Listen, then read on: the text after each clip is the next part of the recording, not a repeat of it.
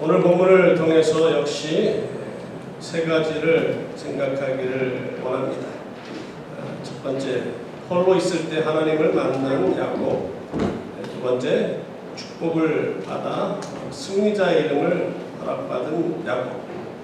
그리고 세 번째는 하나님을 만나 뵙고 축복을 받을 수 있는 이 방법, 세 가지를 여러분들과 나누기를 원합니다. 첫 번째, 홀로 있을 때 야곱은 하나님을 만나 뵈었습니다.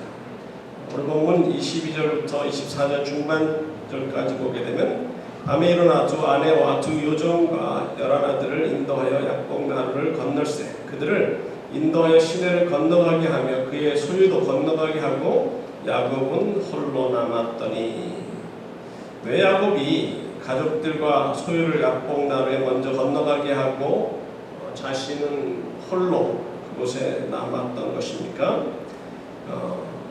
400명을 거느리고 오는 형 에서를 만나야 하는 상황에서 죽음과 두려움에 앞서 잠 못 이루는 야곱의 모습을 우리는 본문 앞부분 11절의 말씀을 근거로 생각할 수 있을 줄 압니다.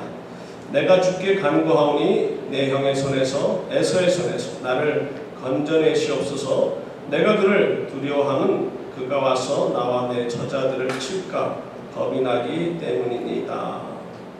야곱은 두려움과 걱정을 하며 하나님께 기도하고 있는 모습을 오늘 본문에서 기록하고 있습니다. 큰 환난 가운데 처하게 되면 누군가에게 도움을 청하게 되는데 하나님을 믿는 하나님의 백성들은 하나님께 기도할 수밖에 없는 것이죠. 야곱의 모습을 보면서 여러분들은 어떤 모습들이 떠오르십니까? 저는 A라는 가상 인물을 떠올려 보았습니다. 좀 내용이 쓰다 보니까 무슨 드라마 각본을 쓴 것처럼 길어지긴 하는데요. 이걸 또 이렇게 쓰고 나니까 이거 드라마 하나 만들어도 되겠다 라는 생각도 들 정도로요. 저 혼자 재미있었는지 몰라도 돈도 없이 호련단신으로 미국에 공부하러 왔던 A씨, 처음 몇 년 동안 가진 고생을 다하면서 공부를 했습니다. 이른 새벽에 신문을 돌린 후 학교에 가서 잘 알아듣지도 못하는 영어로 수업을 듣고 처음 1년은 학교에서 공부할 시간이 있었지만 나중에는 한국에서 기본 생활비도 오지 않아 저녁에는 식당에서 접시도 닦으면서 학비와 생활비를 벌면서 힘들게 공부하였지만 대학도 졸업하고 MBA 학위도 얻게 된 후에 괜찮은 직장에서 일하고 영주권도 받게 되었습니다. 교회 찬양대 대장 장로님의 소개로 여자분을 만나 결혼도 하고 자녀들도 여럿을 낳은 후에 미국에서 계속 살고자 하는데 하루는 한국에서 어머니에게 한 통의 전화가 옵니다. 형보다 공부도 못하고 또 여러 가지 내세울 게 없어서 사람 취급도 하시지 않던 아버지가 폐암 3기라 하면서 그동안 하는 사업마다 다 말아먹은 형보다 너에게 회사를 맡기고 싶어하니 속히 돌아오라는 전화였습니다. 아버지가 돌아가시고 너도 돌아오지 않으면 회사는 전문 기업인에게 맡긴다는 유언장까지 내 아버지께서 작성했단다라는 어머니의 말을 듣고 고민하기 시작합니다.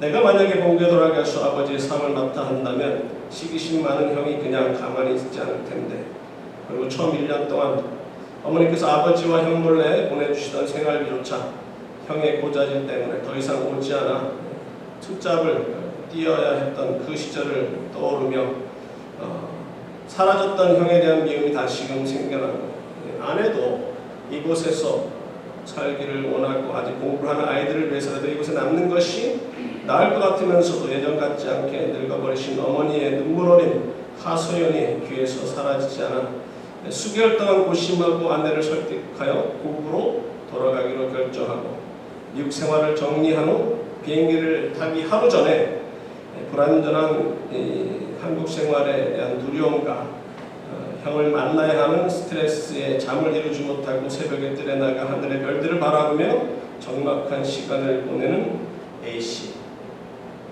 제가 그런 사람이 있다는 게 아니라 그냥 제가 만들어낸 이야기인데요. 이것을 드라마로 만들면 더 재밌게 할 수도 있겠다. 미국 생활을 오래 한 아내, 한국말에서 풀어서 시어머니와의 어떤 언어적인 재밌는 에피소드를 만들 수도 있고, 영어만 쓰는 그 둘째 아들의 아이들과 첫째 아들의 그 아이들과의 서로 애들끼리 티격하다가 결국 그 착한 며느리 덕분에 화해하고 형과의 관계가 해피엔딩으로 끝나는 그런 드라마를 하나 만들어도 되겠다라는 생각도 들긴 하는데요. 여러분들은 어떤 사람이 야곱을 보면서 떠오르십니까? 사실 우리 주위에 이런 사람들은 쉽게 찾아볼 수 있을 줄 압니다. 분주한 이민 생활에서 정신없이 시간을 보낼 때는 성경을 읽을 시간도 없고 하나님께 기도할 시간도 없다가 애뉴얼 체크업을 한 후에 몸에 암덩어리가 발견되고 속히 수술을 하지 않으면 위험하다는 말을 듣고 나면 죽음의 공포가 엄습해오고 밤에 잠을 이루지 못하면서 그동안 자신의 삶을 뒤돌아보면서 열심히 신앙생활하지 않았던 것이 목내 아쉽고 하나님께 죄송한 마음이 들고 늦게나마 후회하며 기도하는 사람들의 그 모습, 야곱의 모습과 비슷하다고 볼 수 있을 줄 압니다. 이런 사람들보다 좀 더 지혜로운 사람은 아무리 정신없이 분주한 시간을 보내더라도, 그리고 열심히 일을 해서 어느 정도 생활이 안정되었다 하더라도 모두가 잠이 든 밤에 홀로 서재에서 묵상하는 가운데 하나님과 영적으로 깊은 교제의 시간을 가지면서 그동안 삶 속에서 나와 나의 가족들을 지켜주신 하나님께 감사하는 시간을 보내는 사람들은 좀 지혜로운 사람이라 할 수 있습니다. 여러분들은 어떤 부류에 속한 분이십니까?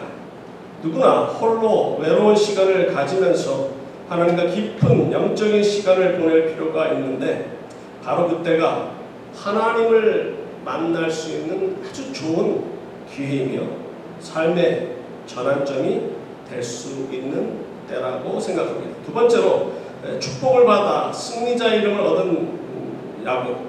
26절에 그가 이르되 날이 세려하니 나로 가게 하라. 야곱이 이르되 당신이 내게 축복하지 아니하면 가게 하지 아니하겠나이다. 그가 무엇을 하다가 날이 세려하였다고요?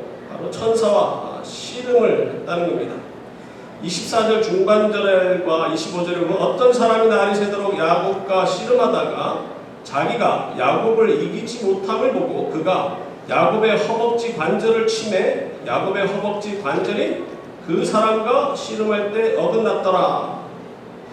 야곱이 천사와 씨름을 하였는데 야곱의 힘이 얼마나 세면 천사가 야곱을 이기지 못함을 보고 야곱의 허벅지 관절을 친다. 참 대단하지 않습니까? 다른 종교나 세상에서 전해오는 많은 이야기에는 영들이 등장하지만 성경에 나오는 대부분의 인물들은 극히 인간적이고 평범한 사람들입니다. 물론 예외도 있죠. 다윗과 삼손과 같은 그런 영웅이 나오기도 하지만 대부분이 그렇지 않다라는 것이죠. 어제는 미국의 244주년 인디펜던스 데이로서 매년 찾아오는 인디펜던스 데이에는 이 극장가에서는 재미난 영화가 상영되곤 하는데 금년에는 참 영화관도 갈 수 없는 이런 처지에 우리가 놓여 있습니다. 다른 때도 그런 영화들이 많이 나오지만 특별히 이 독립기념일을 맞춰서 나오는 영화들을 보게 되면 미국을 구하는 많은 영웅들에 대한 그런 영화들이 잘 나옵니다.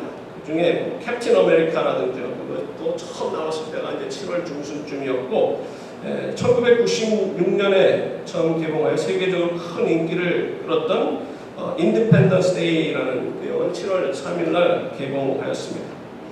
이 영화에서 지구를 습격한 외계인을 물리치는 데 가장 큰 역할을 한다나 당연히 미국인데 이 미국 대통령이 너무 젊고요. 그리고 비행기 조종까지 하고 싸우러 나가기 바로 전에 외치던 그 소리. 이 독립기념일은 단순히 우리 미국의 독립기념일은 아니라 앞으로 전 세계의 독립기념일이 될 것이다. 그 외치는 그 모습. 세계 경찰 국가로서 세계 평화를 주도한다는 의미의 팍스 아메리카나를 외치는 모습으로서 다른 사람들의 심기를 좀 불편하게 했던 부분이 있지만은 저 역시 전도사 시절에 아이들 데리고 극장에 많이 다녔는데요. 하나같이 아이들이 그 영화를 보기를 원해요. 야, 외계인이 나오는 건 비성경적인데 애들이 원하니까 데리고 가서 봤는데 정말 재밌게 봤습니다. 얼마나 영화를 정말 스펙타클하게 잘 만들었고 아이디어도 조금 이상한 부분도 있지만 대단한 영화였다는 것을 기억하는데요. 역사 가운데서 그만큼 참 위대한 영웅들이 많이 나온 지금의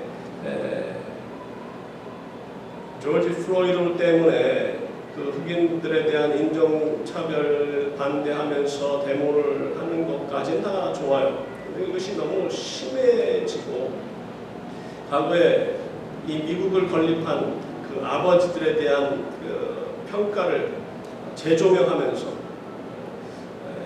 여하인들에게 어떤 행동을 했다, 그리고 나중에 그 흑인 노예를 수많은 흑인 노예를 데리고 있었다, 등등 하면서 그 사람들의 그 공은 생각 안 하고 과실을 좀 포커스하는 이런 모습은 참 안타까운 실정이라 생각합니다. 더욱이 에브라임 링컨의 그 동상을 허물어야 된다는 그런 한심한 짓거리들, 자기네들이 누구 덕분에 그렇게 자유를 누리고 사는데요. 그들이 왜 그 동상을 무너뜨려야 되겠다고 난리를 핍니까? 바로 에브라임 링컨 앞에 흑인이 그 쇠사슬에 묶여서 무릎 꿇고 에브라임 링컨을 바라보는 그 흑인 때문이라는 거죠. 역사를 표현하는 그 표현인데 그거조차 인정하지 않는다? 그건 감사를 모르는 자들이에요.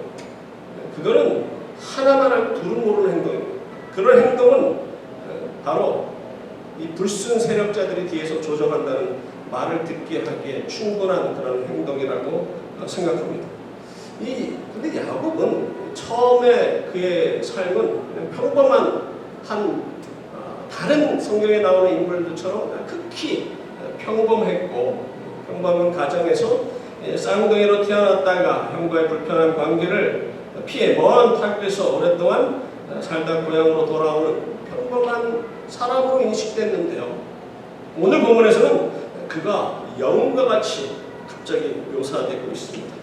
천사와 싸워 이기고 더욱이 하나님과 겨루어 이겼다는 본문 28절에 기록이 있는데 사실 그가 상당한 힘이 센 장수였음을 이전에 29장의 내용을 보면 우리가 알 수가 있습니다.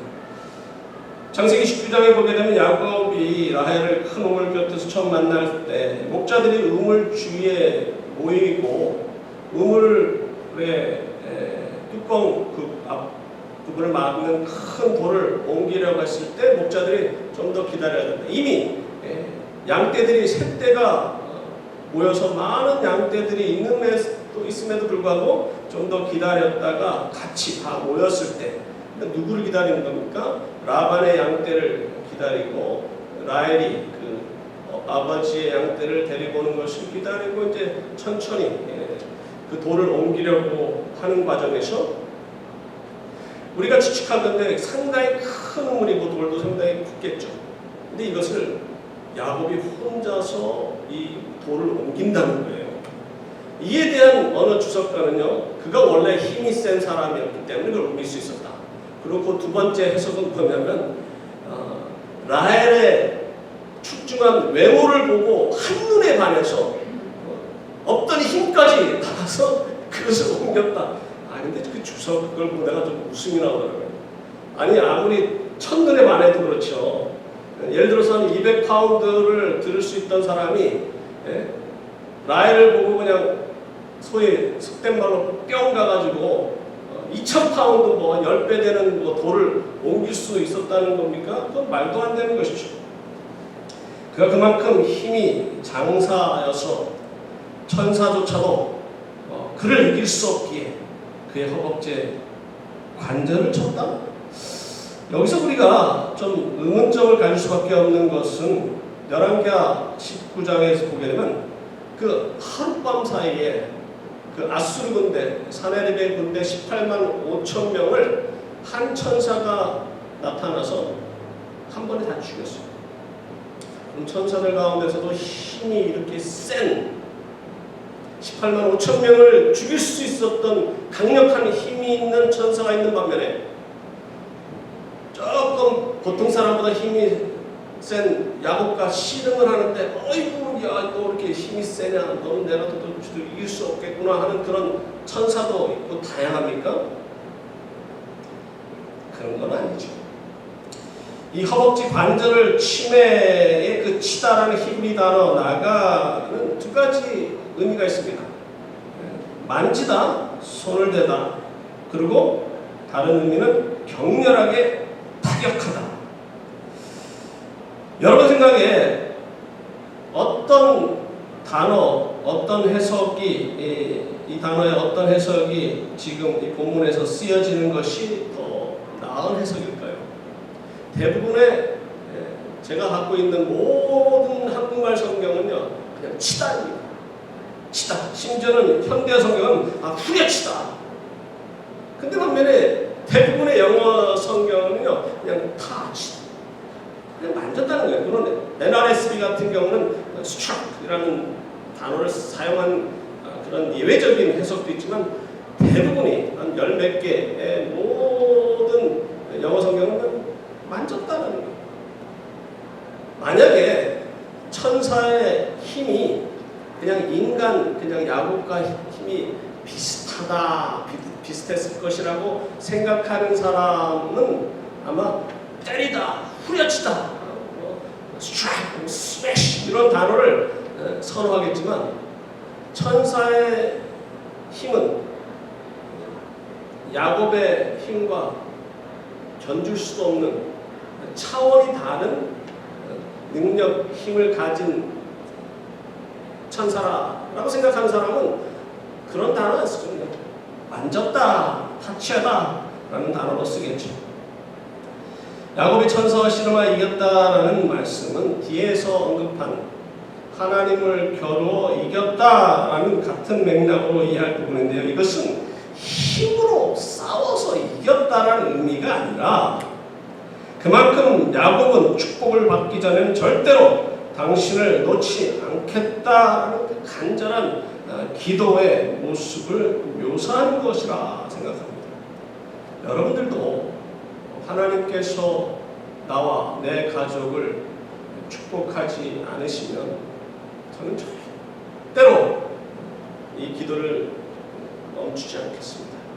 절대로 하나님 붙잡는 이 간절함 절대로 스탑하지 않겠습니다 하는 간절한 기도의 시간을 보내는 그런 자들에게 하나님께서는 은혜를 베풀어 주시고요. 기도의 응답을 허락해 주십니다. 그가 간절히 매달림으로 하나님께서는 그에게 이스라엘이라는 참 놀라운 이름을 허락해 주셨습니다. 28절에 그가 이르되 내 이름을 다시는 야곱이라 부를 것이 아니요 이스라엘이라 부를 것이니 이는 내가 하나님과 사람들과 겨루어 이겼음이니라. 하나님의 능력의 하나님, 말씀으로 이 세상을 창조하셨고 말 한마디에 수천만 명 아니 수십억을 죽일 수 있는 그 능력의 하나님과 겨루어 이겼다라는 것은 그의 열정이 하나님의 마음을 움직였다라고 이해하는 것이 바람직할 점입니다. 그래, 너의 그 열정이 내가 인정한다. 그래, 내가 졌다. 라고 이런 생각으로 이해하는 것이 더 나을 줄 압니다. 마치 하나님께서 우리의 삶의 주인이시고 우리의 왕이 되심을 인정하며 그분의 도우심이 없이는 한 발짝도 나아갈 수 없다는 것을 인정하는 자들에게 하나님께서는 은혜를 베풀어 주시고 능력을 베풀어 주시는 분이라 라고 다른 각도로 이해할 수 있을 줄 압니다. 하나님께서는 인간들이 죄를 범하여 멸망받아 마땅한 처지에 놓여있게 되었을 때 그들을 멸하지 않으시고 받아주신 것을 저는 그들에게 주셨다라는 표현으로 묘사하기를 원합니다. 내가 너희를 구원하기 위하여 나의 독자를 여자의 후손으로 이 땅에 보내줘 너희들을 위하여 고통을 받고 십자가에 달려 보혈의 피를 흘림으로 너희들의 죄 문제를 해결해 주겠노라 약속하신 것은 인간들의 제대로 벌하지 아니하시고 그들을 사랑하셔서 받아주시는 그 은혜로우신 하나님, 그분의 약속대로 인류를 구원하시고자 하나님이신 예수 그리스도께서 인간의 몸으로 오셔서 갖은 고난을 겪고 하나님을 잘 믿는 척하는 종교 지도자들에게 같은 모욕을 당하면서도 그들 힘으로 이기려 하지 않으시고 멸시천대를 참고 저주셨습니다.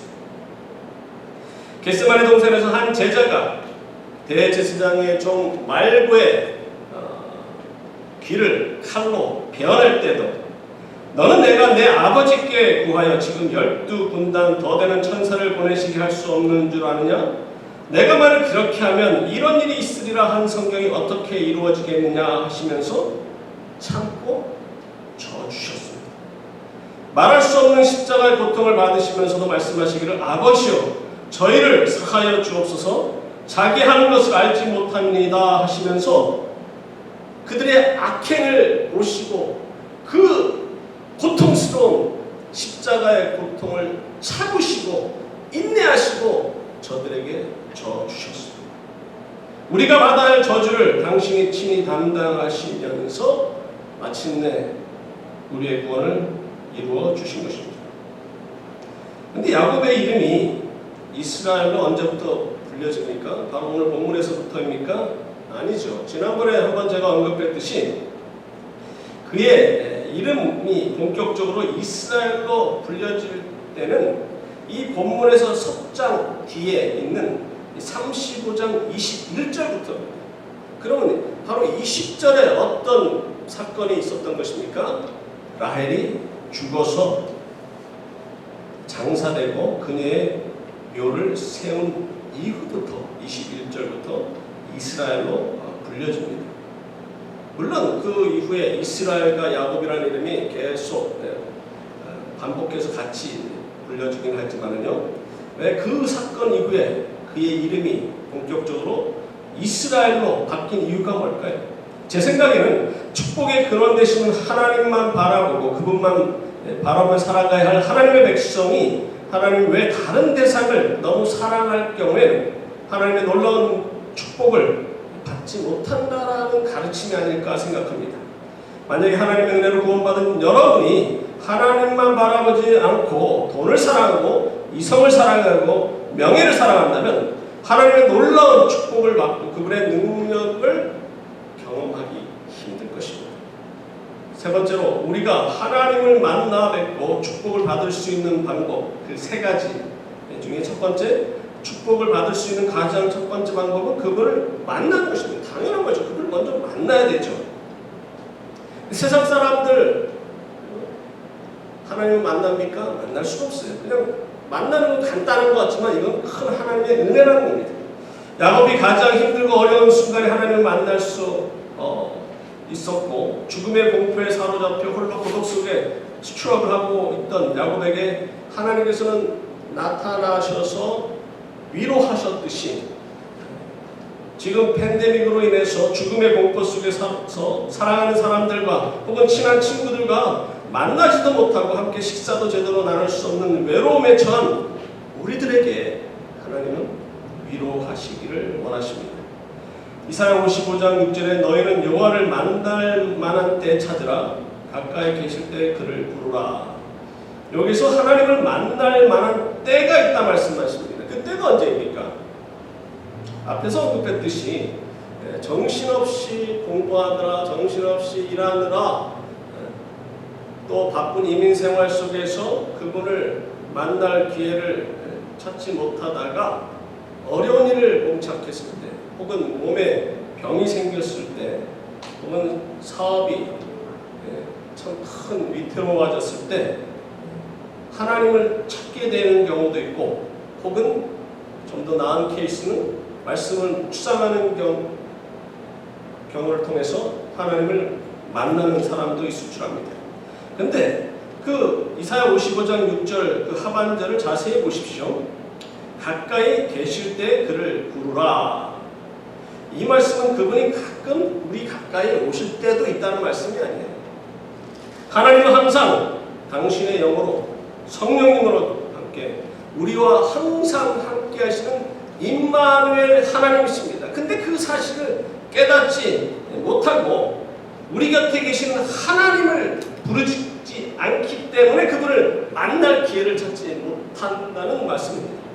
여러분들은 곁에 계시는 하나님을 인식하고 그분에게 나아가 그분 앞에 간구하며 그분을 찾는 그분과 동행하는 삶을 사셔야 됩니다. 예수 그리스도를 구세주로 영접하여 하나님을 만나뵐 수 있었던 여러분과 저는 이미 축복을 누리고 살고 있었지만 그런 사실을 깨닫지 못하다가 어려움을 통해서 혹은 몸이 이상이 생겨서 너무나 어떤 사람과의 관계가 힘든 과정에서 하나님을 찾게 된 사람들 역시도 축복을 누리며 살아가는 자들입니다. 두 번째로 야곱의 축복을 받을 수 있었던 것은 하나님의 약속을 기억했기 때문입니다. 많은 성도들이 하나님을 만나 뵙고 구원을 선물로 받았지만 복을 누리지 못하고 사는 경우가 있는데 그 이유가 무엇일까요? 그분의 은혜로 믿음을 선물로 받아 예수님을 구세주로 영접하여 그분의 자녀가 되어 그분을 만나 뵙고 주일날 교회에 나와 예배를 드리는 삶 정도까지는 해요. 그리고 구원을 선물로 받아요. 근데 복을 못 누려요. 어떻게 해요? 하나님의 말씀을 기억하고 순종하는 삶을 살지 않기 때문에. 비록 이런 분들도 하나님의 은혜로 구원을 받아 천국에 들어가게 되겠지만 이 땅에서 하나님의 축복을 누리지도 못하고 천국에 가서도 상급을 받지 못하게 됩니다. 야곱이 하나님을 만나 뵙고 복을 받을 수 있었던 것은 그분의 말씀을 기억하고 복을 갈망하기 때문에 하나님의 축복을 누릴 수가 있었습니다. 여기에서 또 다른 의문점을 우리가 찾을 수 있는데요. 24절에서 야곱이 어떤 사람과 날이 새도록 씨름을 하였는데 26절에서 야곱이 그에게 뭐라고 말했다고요? 당신이 내게 축복하지 아니하면 가게 하지 않겠다라고 했는데요. 여러분들 우리가 성경을 보게 되면 야곱이 저도 기억이 납니다. 어릴 적에 제가 말씀드렸죠. 아주 어릴 적에 한 서너 번 다 읽었다고 성경을 그림책 거기에 보면 날개가 엄청 큰 천사와 씨름하는 겁니다. 그건 그렇게 묘사하는 거지만 우리는 압니다. 아브라함도 그렇고 구약의 인물들이 하나님의 천사를 하나님의 사자를 만날 때 처음에는 그냥 보통 평범한 사람처럼 알고 있다가 뒤늦게 깨닫는 뭐 날개 달고 나타나는 그런 천사기보다는 그냥 평범한 사람에서 어떤 사람을 만나서 씨름을 하는데 그가 하나님의 천사라는 것을 어떻게 알았을까요? 하는 그런 의문점입니다. 아마도 할아버지 아브라함이 나그네를 대접하고 보니 하나님이셨다는 것을 들었을 것이고 그분의 다른 아내였던 하갈과 그의 아들이 괴로워 울부짖을 때 하나님이 광야의 술길 샘물 곁에서 나타나셨다는 것을 들었을 것이며 그 역시 하나님의 음성만 듣는 것이 아니라 직접 만나 뵙기를 갈망했을 것이고 마침내 하나님을 뵐 수가 있었습니다. 하나님께서는 그에게 나타나시어 아브라함 이삭에게 약속하신 그 축복을 그에게도 축복을 하시어 그 약속을 한 것을 기억했고 그 자기와 씨름하는 자가 하나님의 천사였음을 깨달았을 것이라는 거죠. 창세기 28장에서 야곱이 브엘세바를 떠나 하란을 향하여 가다가 한 곳에서 돌베기를 하고 자는 가운데 천사들이 오르락 내리락하는 장면과 그 위에서 말씀하시는 여호와 하나님을 배웠고 그분이 말씀하시는 음성을 들었습니다. 바로 28장 13절부터 15절까지 하나님께서는 나는 너의 조부 아브라함의 하나님이요 이삭의 하나님이라 말씀하시면서 내가 누워있는 땅을 너와 내 자손에게 주고 내 자손이 땅에 티끌같이 많게 될 것이며 땅의 모든 족속이 너와 내 자손으로 인하여 복을 받게 될 것이고 내가 어디로 가든지 너를 지켜주어 너로 이 땅을 돌아오게 하시겠다 약속하신 말씀을 듣고 잠에서 깨어 이르되 16절에서 여호와께서 과연 여기 계시거늘 내가 알지 못하였다 하고 베개로 삼았던 돌을 가져다가 기둥으로 세우고 그 위에 기름을 붓고 그곳 이름을 베델이라고 불렀습니다. 그리고 그가 그 온 가족을 데리고 왜 에서를 만나러 갑니까? 에서를 그렇게 두려워하면서 왜 고향으로 가게 되는 것입니까? 그것은 바로 오늘 본문 앞장의 31장에서 그가 자기 아내 레아와 라헬에게 그 말한 데서 우리는 그 해답을 찾을 수가 있습니다.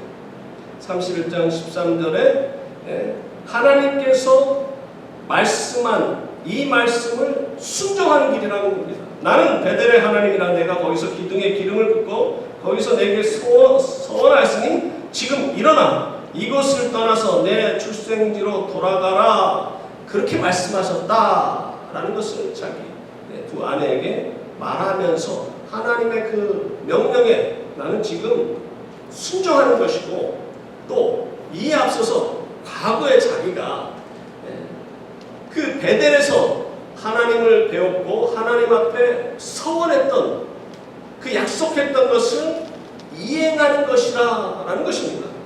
28장 20절부터 22절에 야곱이 서원하여되 하나님이 나와 함께 계셔서 내가 가는 이 길에서 나를 지키시고 먹을 떡과 입을 옷을 주시어 내가 평안히 아버지 집으로 돌아가게 하시오면 여호와께서 나의 하나님이 되실 것이요 내가 기둥으로 세운 이 돌이 하나님의 집이 될 것이요 하나님께서 내게 주신 모든 것에서 10분의 1을 내가 반드시 하나님께 드리겠나이다.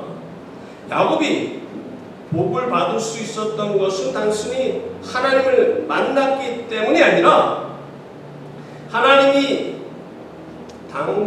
자신을 찾아오셨고 약속하신 그 약속을 기억하고 또 그 명령을 이행하면서 과거에 만난 하나님과 약속했던 그 서원한 것을 이행하기 위해서 행동으로 옮겼기 때문에 그 말씀에 순종했기 때문에 그가 복을 받을 수가 있었던 것이죠.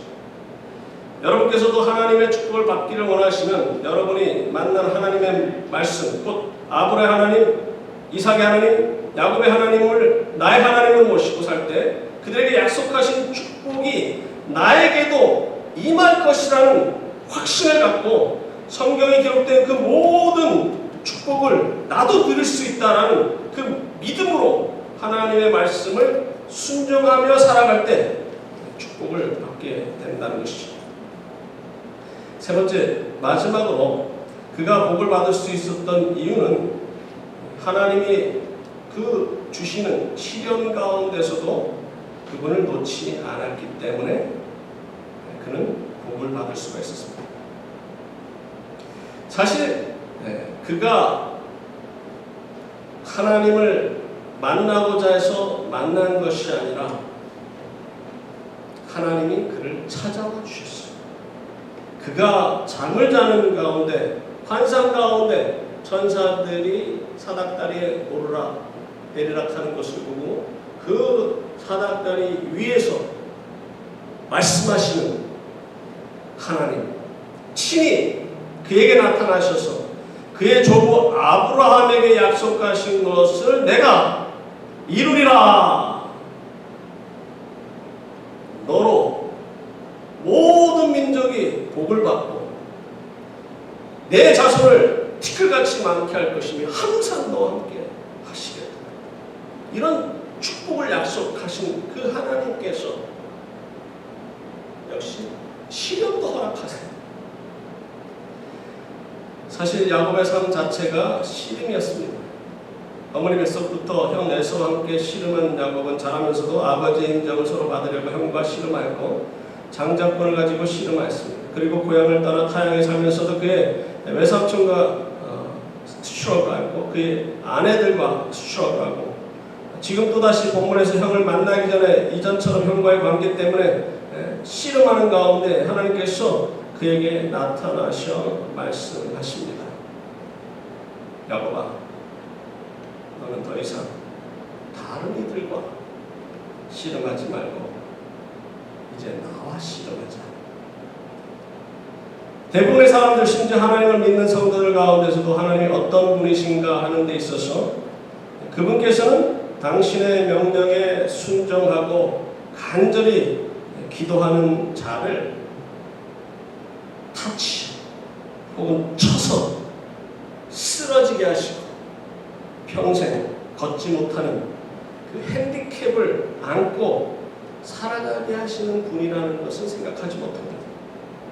근데 오늘 본문에서 하나님께서는 한평생 고생하고 이제 어느 정도 생활이 나아졌습니다.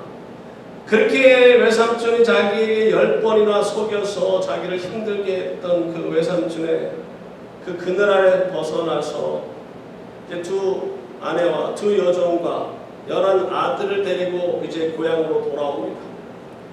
고향에서는 형과 그 가족들이 환영하면서 그들을 맞이하는 것도 아닌데 하나님께서 그에게 나타나서 이제 더 이상 너는 다른 이들과 씨름하지 마라. 내가 너를 상대하리라 하시면서 그를 병신으로 만들어주셨어요. 아니 어떻게 이럴 수가 있습니까? 한평생 고생하고 고생한 그 야곱을 안아주시면서 그동안 참 고생 많이 했다. 내가 일찍 너에게 나타나서 그 약속한 그 약속을 기억하고 고향으로 돌아오는 참 너의 그 순종의 삶 참 기특하다. 그리고 너가 나에게 약속한 그 소원을 지키는 너의 모습은 참 아름답다. 이제 앞으로 나는 너만 축복하고 너와 함께 하겠다. 그래. 안아주면서 약복강가를 건너가게 해 주실 것 같은 그것이 우리의 생각인데요. 하나님은 도요 그를 치셔가지고요 허벅지 관절을 위골하게 만드시고 평생 불구로 살게 하셨습니다. 왜 하나님께서는 그에게 이런 아픔을 주신 것입니까? 이제 더 이상 세상의 것과 어떤 관계 때문에 또 무엇을 추구하는 것을 얻기 위해서 스트러글 하지 말라는 거예요. 나만 바라보라는 거예요. 그는 평생 위골된 그 허벅지 관절로 인해서 쩔룩거리면서 그는 그 분이엘의 사건, 곧 하나님의 영광스러운 얼굴을 바라봤던 그 사건을 잊지 않고 살아갔을 것입니다. 비록 몸은 불편하지만 그의 마음은 항상 하나님과 함께 했을 것이라고 생각합니다. 하나님께서는 당신이 사랑하시는 자들에게 시련을 주시고 아픔을 주시고 약하게 하신 후에 능력을 베풀어 주십니다.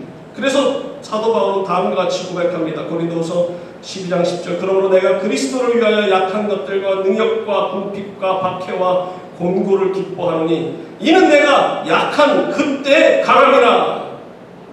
혹시 여러분에게 어떤 장애가 있으십니까? 여러분들을 힘들게 하시는 어떤 관계가 있습니까? 야곱에게 있어서 에서가 그의 삶에 방해가 되었다고 생각했을 것입니다.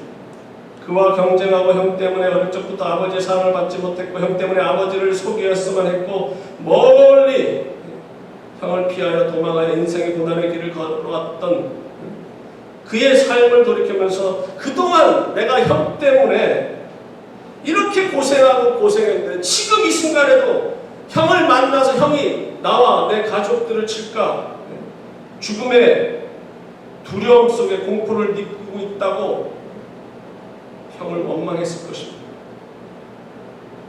내일이면 형을 대면하게 되고 나의 인생의 최대의 고비를 맞게 될 것이라고 생각했지만 하나님께서는 어리석은 야곱아, 너의 인생의 최대의 고비는 내일이 아니고 바로 이 순간 나와 함께 다른 이 순간이 너의 삶의 전환점이 되어야 한다고 가르쳐 주십니다. 여러분이 씨름해야 할 상대는 여러분 주위에 있는 사람이 아닙니다. 바로 우리의 창조주 하나님과 씨름해야 합니다. 그분의 도우심이 없이는 나는 한 발짝도 나아갈 수 없다는 것을 인정하고 그분이 내리시는 축복을 받지 않고는 우리의 인생은 의미가 없다는 것을 인정해야 하며 바로 이 순간, 내일이 아닙니다. 10년 후가 아닙니다. 은퇴하고 나서가 아닙니다. 바로 이 순간 하나님을 만날 때요. 바로 이 순간 하나님 앞에 기도할 때요. 바로 이 순간 하나님의 영광의 모습을 바라보면서 나의 삶을 하나님께 드리겠노라고 고백하면서 하나님과 남은 생에 동행하며 살겠다 고백하는 이 순간이 되어야 합니다. 결론의 말씀을 드리기를 원합니다. 야곱이 약해졌을 때 하나님을 붙잡았듯이 많은 사람들이 어려운 일에 봉착했을 때 하나님을 찾게 되는데 이거 역시 하나님의 백성들이기 때문에 가능한 일이에요. 특권입니다.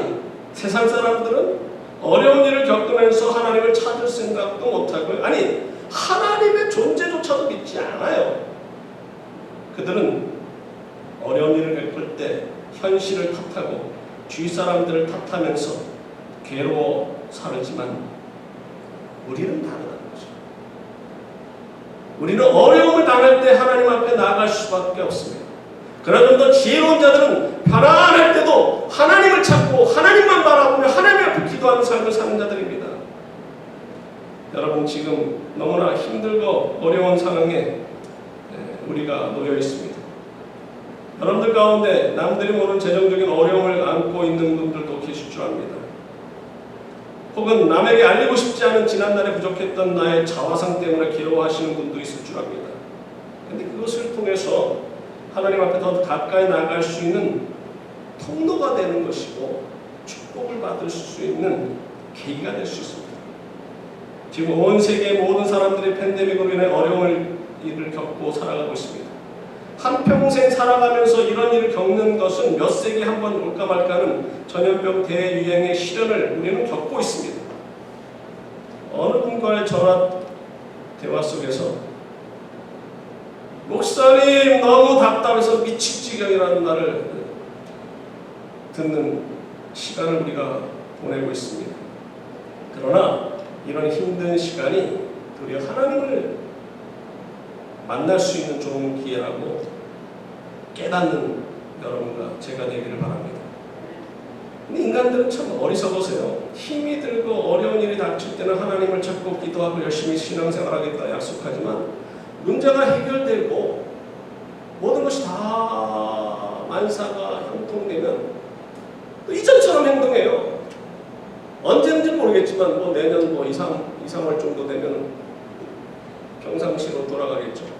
아마 내년 2, 3월 정도 되면 많은 분들이 네, 이런 일이 오면 정말 지난 시간들을 생각하면서 지난 1년 동안 힘들었던 생활 앞으로 원래대로 원상복귀 된다 그러면 모든 성도님들 만날 때마다 이전에 감사하지 않았던 걸 뉘우치면서 다 그 관계를 아름답게 하고 또 관계를 귀하게 여기고 하나님과 나아가서 예배드리는데 또 더욱더 최선을 다하고 열심히 신앙생활하겠다 하고 1년 동안 다짐했지만 막상 원상복귀 되는 이후에 또 처음 한 3, 4개월 그렇게 할 겁니다.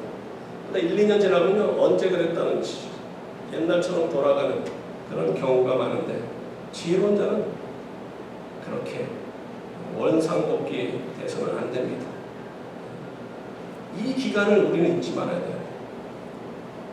그러면 우리가 약한 가운데 살아가고 핸디캡을 안고 살아가고 고통 가운데 살아가면서 항상 하나님을 기억하고 그분에게 더 가까이 가서 그분의 영광스러운 얼굴을 갈망하며 살아간다면 그 고통과 핸디캡은 하나님이 주신 축복이 된다고 저는 생각합니다. 지난 주일에도 말씀드렸듯이 과거 이스라엘 백성들은 대제사장이 성소에서 나올 때 제사함을 경험을 하면서 기뻐했지만 여러분과 저는 예수 그리스도를 통해서 제 문제가 이미 해결되었고 항상 거룩하신 하나님 존전에 나와 그분께 예배를 드리며 그분의 영광을 바라보며 머지않아 영광 가운데 거룩하신 하나님의 나라에 들어가 그분의 영광스러운 얼굴을 바라볼 그날을 바라보면서 이 땅에서 기뻐하며 감사하며 살아갈 수가 있다는 겁니다. 더욱이 우리가 원치 않는 일들이 일어나고 남들보다도 아픔을 겪고 있다 하더라도 그것이 하나님께로 나아갈 수 있는 계기로 삼는다면 그 아픔과 괴로움이 도리어 축복을 받을 수 있는 기회가 되기 때문에 고통 가운데서 더욱 감사하시고 그 고통과 더욱 씨름하시면서 하나님을 붙잡는 계기로 삼으셔야 됩니다. 야곱이 자신의 의지로 무엇을 얻고자 했지만 결국 힘든 인생을 살아야만 했고 하나님을 만나서야 비로소 참 승리자가 될 수 있었듯이 여러분의 삶 속에서도 여러분이 무엇인가를 할 수 있다 자신하고 무엇인가를 얻고자 노력하였지만 아무것도 얻을 수 없고 힘든 삶을 살 수밖에 없겠지만 하나님만 의지하고 그분의 도우심을 바라보면서 날마다 그분의 영광을 갈망하며 살아간다면 이 순간이 여러분의 인생 가운데 가장 값진 순간이 될 뿐만 아니라 하나님께 축복받을 수 있는 계기가 되어서 남은 생에 승리자의 이름 그리스도인이라는 그 아름다운 이름을 갖고 날마다 하나님과 동행하며 하나님의 축복 가운데 살아가시는 여러분과 제가 되기를 간절히 소망합니다. 같이 기도하시겠습니다. 고마우신 하나님 아버지 은혜와 사랑을 감사드립니다.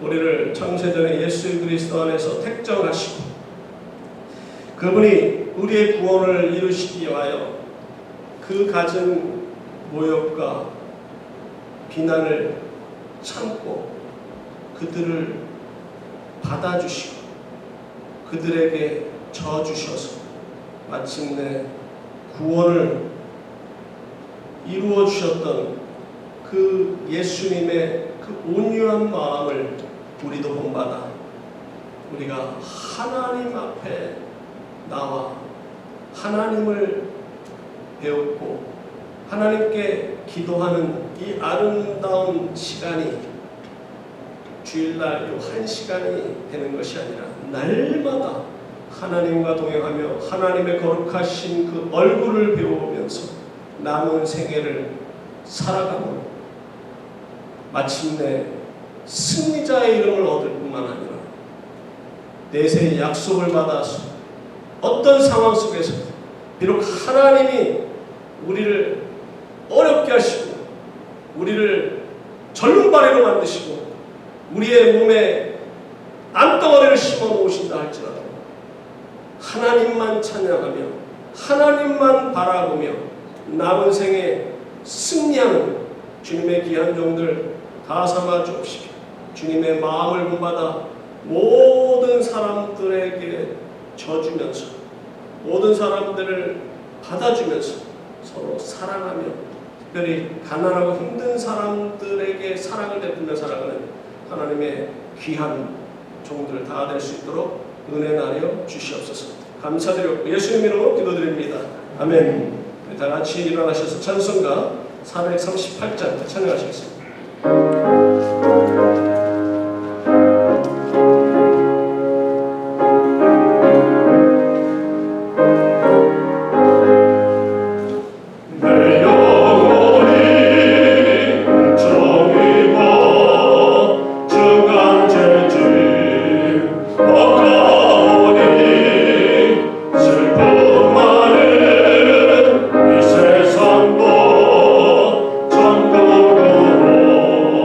아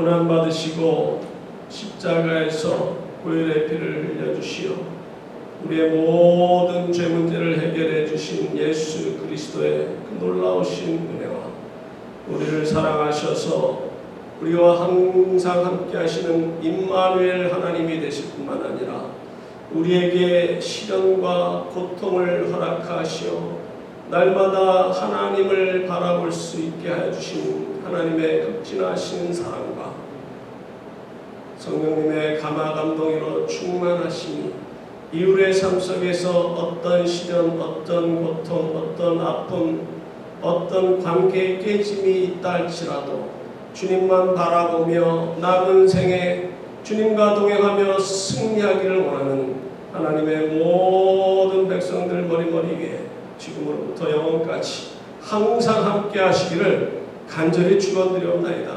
아멘.